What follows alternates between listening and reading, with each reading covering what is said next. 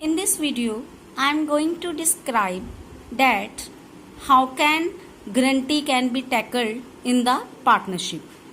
Guarantee क्या होती है, कौन देता है और इसकी काउंटिंग ट्रीटमेंट क्या है, we are going to discuss. Hi, I am Neena Mahajan from spiritual academy from commerce. Guarantee का मतलब किसी ने ये बोल दिया पार्टनर को, किसी एक पार्टनर को कि मैं तुम्हें इतने प्रॉफिट से कम नहीं होने दूंगा. अगर ए बी सी 3 पार्टनर हैं तो किसी एक पार्टनर ने किसी दूसरे पार्टनर को बोल दिया कि तुम्हें इतने से कम प्रॉफिट नहीं होगा, अगर तुम्हें इतने से कम प्रॉफिट होगा तो मैं कंपनसेट करूंगा. या बाकी सारे पार्टनर्स ने एक पार्टनर को बोल दिया कि हम तुम्हें कंपनसेट करेंगे. या तीसरा केस वो है कि जब कोई पार्टनर फर्म को गारंटी दे देता है कि मेरी वजह से इतना प्रॉफिट आपको होगा ही होगा, अगर कम होगा तो मैं आपको पे करूंगा. कहने का मतलब अगर one partner gives guarantee to another, अगर एक पार्टनर किसी दूसरे पार्टनर को गारंटी देता है कि तुम्हें कम से कम इतना प्रॉफिट जरूर होगा. दूसरा केस है कि सारे पार्टनर किसी एक पार्टनर को गारंटी देते हैं कि तुम्हें इतना प्रॉफिट हम देंगे, चाहे तुम्हें कम हो तो हम खुद की तरफ से कंपनसेट कर देंगे. और तीसरा केस ये है कि कोई एक पार्टनर फर्म को गारंटी दे देता है कि मैं इतना पार्टनर मतलब कि मैं अपनी तरफ से इतना प्रॉफिट आपको लेकर ही दूंगा, अगर मेरी तरफ से आपको प्रॉफिट कम होगा तो मैं आपको कंपनसेट करूंगा.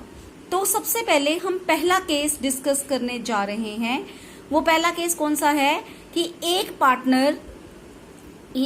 पार्टनर को गारंटी दी जाती है, एक पार्टनर को गारंटी दी जाती है. ये दूसरा केस है कि एक पार्टनर को गारंटी दी जाती है कि वो सारे पार्टनर्स को क्या करे, कंपनसेट करे. तो हम देखेंगे कि जिस पार्टनर को गारंटी दी जाती है कि तुम्हें इतना प्रॉफिट जरूर मिलेगा, बाकी पार्टनर्स उसकी तरफ क्या करते हैं, कंपनसेट करते हैं. तो ये सेकंड केस है, इसमें एक पार्टनर को गारंटी मिलती है और बाकी देते हैं. इसकी स्टेटमेंट हम पढ़ेंगे. ए बी सी रेशो 3:2:1 है.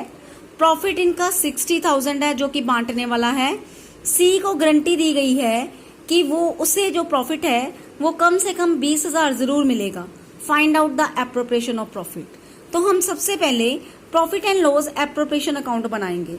उसमें हम एनपी 60,000 लिखेंगे और इसको, क्योंकि और कोई चीज नहीं है पीएल एंड एप्रोप्रिएशन अकाउंट में लिखने के लिए, तो इसको हम 30, 20 और 10 में बांट देंगे, क्योंकि इसको हमने 3:2:1 में प्रॉफिट बांट दिया है.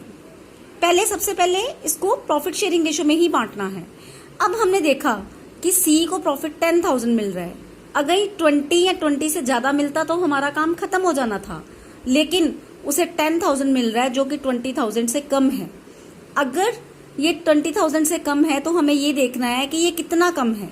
ये 10,000 कम है, तो हम इसे 10,000 देंगे, क्योंकि इसको बोला गया था कि तुझे कम से कम 20,000 प्रॉफिट जरूर मिलेगा.